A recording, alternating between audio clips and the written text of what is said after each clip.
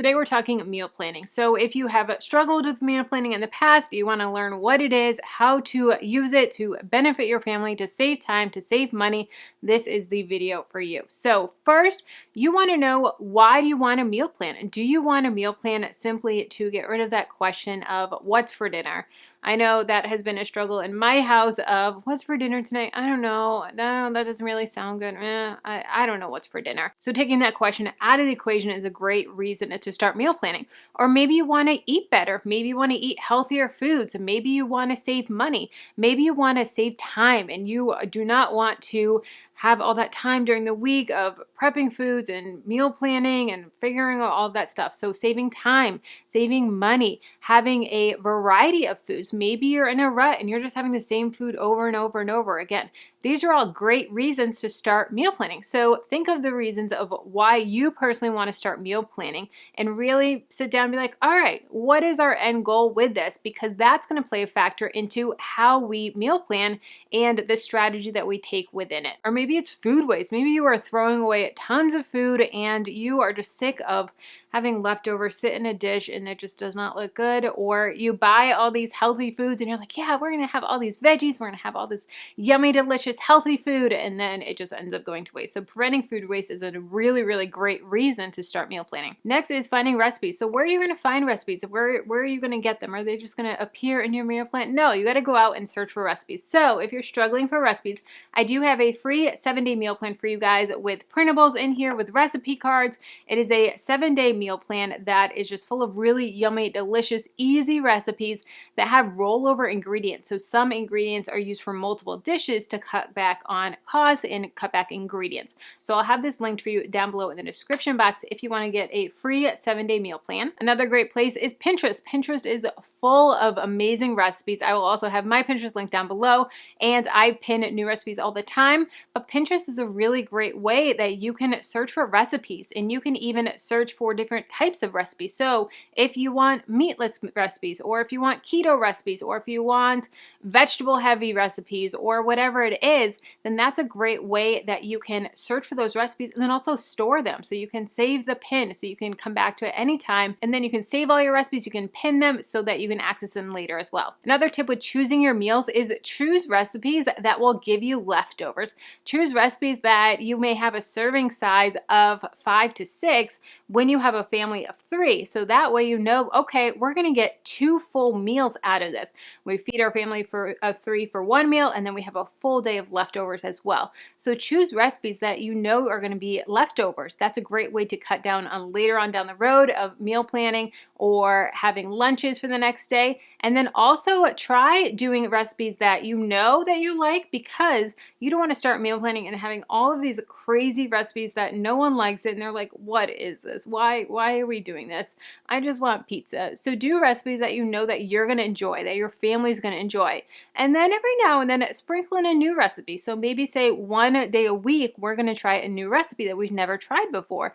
That's a great way to mix it up to get variety without being too overwhelming where you don't like anything that you've made. Also find recipes with similar ingredients. So for instance, having meatballs, and you can have meatballs of sweet and sour meatballs, or you can have meatball subs, and those are 2 totally different flavors, but you're only buying 1 ingredient, and that's going to help cut down on costs and then make it a little less overwhelming as well of not buying all of these ingredients, all of this stuff, but find those simple recipes that have small ingredient lists, and you're able to find recipes that have overlapping ingredients. After you've picked out all of your meals, you want to write down your ingredients. So I have a printable in the freebie for you. It is a grocery list freebie. So what you can do is go through each recipe and then add the ingredients to the printable, and you can have everything stored here so you don't make multiple lists and it's not confusing.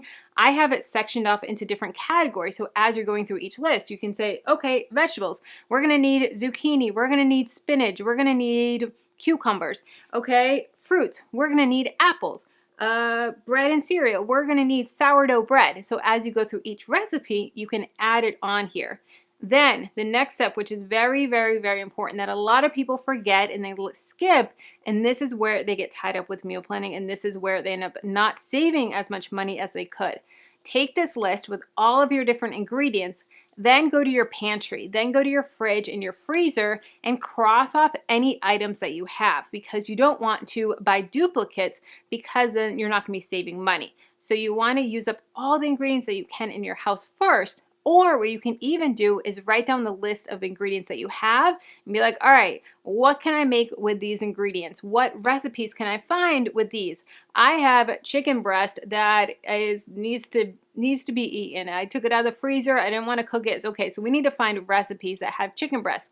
Okay, I have some leftover zucchini that I don't want to go bad. Let's find some recipes that use up zucchini. So you can always go that way as well. Or go through your freezer and say, okay, what do we have in here? How can I make meals out of this? So then add new ingredients that you can add to the meals, so that's a complete full meal. If you're finding this video helpful, please take a second to like the video. It really helps with the YouTube algorithm. Also subscribe if you're new, join the family, hit the bell notification, and then also I have a blog post on this as well. So if you want to get even more details of all of this, check out the blog post and get your freebie as well. Next are some tips on meal planning. So a big tip on meal planning is, say it's Wednesday and you are scrolling through Instagram and you see a really good recipe and you're like, "Ooh, that looks amazing. I want that for dinner." Wait until next week. Put it on next week's meal plan. So often we get this craving. We're like, "Oh, that looks delicious.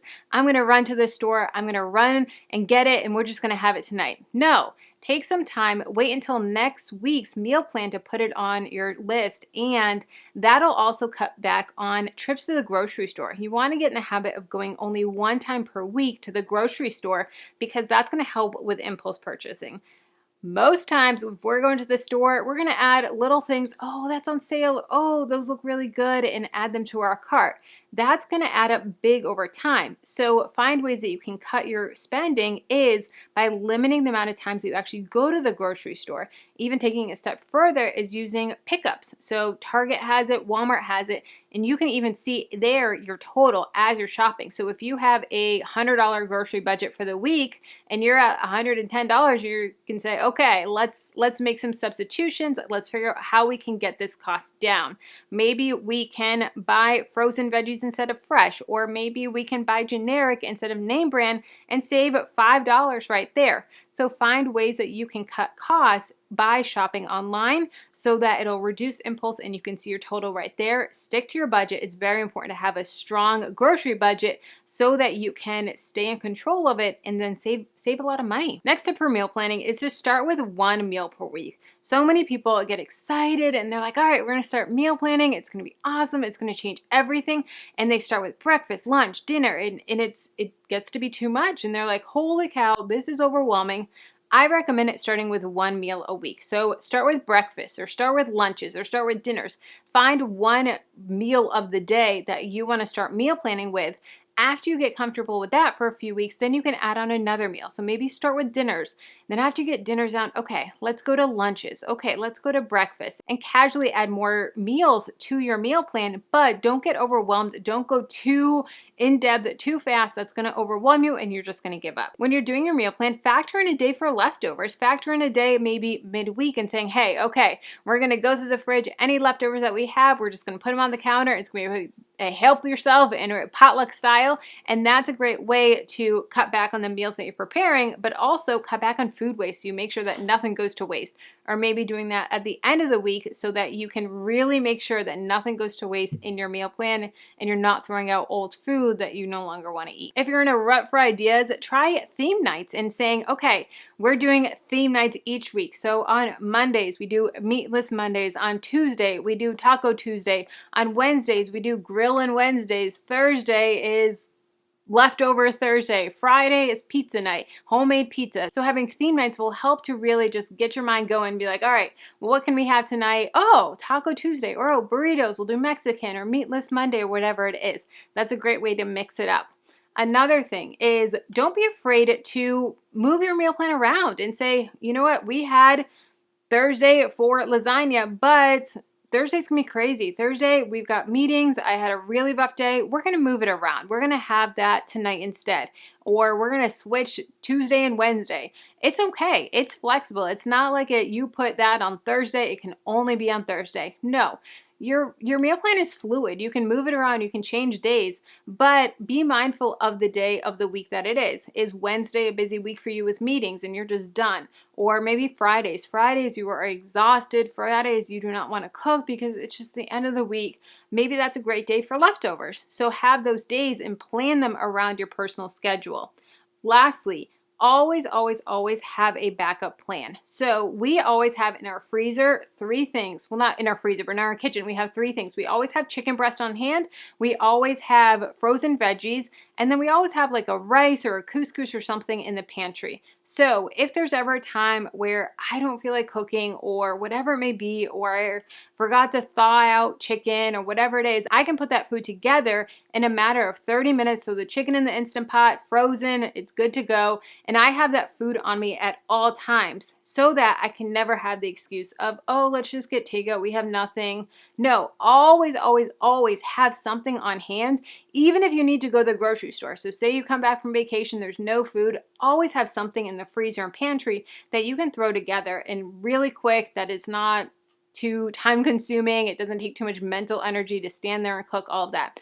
Even if it's frozen nuggets and french fries for the kids, that's totally okay, but just something that's going to be easy that you don't have to think about and you can just throw it together and you're done. Let's keep the conversation going. If you want to learn how you can earn gift cards by simply scanning your grocery receipts, check out this video here of Fetch Rewards. And if you're behind on your bills, you're living paycheck to paycheck, you want to learn how to break that cycle, check out this video here.